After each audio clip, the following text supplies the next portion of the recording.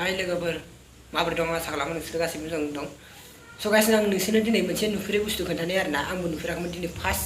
Time नुदों आरोना बे बुस्थुखौ खोन्थानाय आरोना दाउनि बिदै आरोना बेखौ नायलाय नोंसोरो दाउनि बिदैखौ नोंसोर बिदि दैनाय नुफेरदों माब्लाबा आंबो नुफेराखैमोन आरोना फार्स्ट नुदों आरोना दिनै फार्स्ट टाइम नुदों ओंखायनो आंबो माने भिडिअ बानायनो गोसो गैयामोन थेवबो माने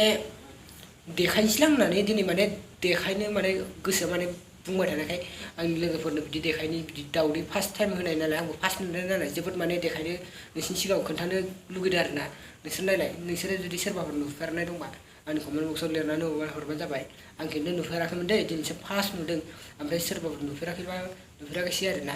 कमेन्ट हरनो हागोन नोंसोरबो आसुरित जादों बे दाउदैखौ नुनायाव बिदि गोजा जारेंरां दाउदै माब्लाबाबो नुफेराखैमोन स्रां स्रांलाय ओमफ्राय दिनै फार्स्ट टाइम नुदों नालाय आं आसुरित जादों आरोना गाइस स' गाइस दिनैथ' आं टपिक लानानै फैथ'वाखै आं टपिकनि थाखाय रेडि खालामगासिनो नोंसोरो चेनेलखौ आंनिखौ साबस्क्राइब खालामनानै लाबानो जाबाय चेनेलखौ साबस्क्राइब खालामनानै नोंसोरो बेल आइकनखौ थुनानै लाबानो जाबाय अब्ला नोंसोर आंनि बे रेडि खालामबाय थानाय टपिकखौ नुगोन आं टपिकखौ खोन्थाथ'ला मा टपिक खालामनो नागिरदों स' गाइस एसेनोसै बाय बाय नेक्स्ट भिडिअ लोगो मोनगोन।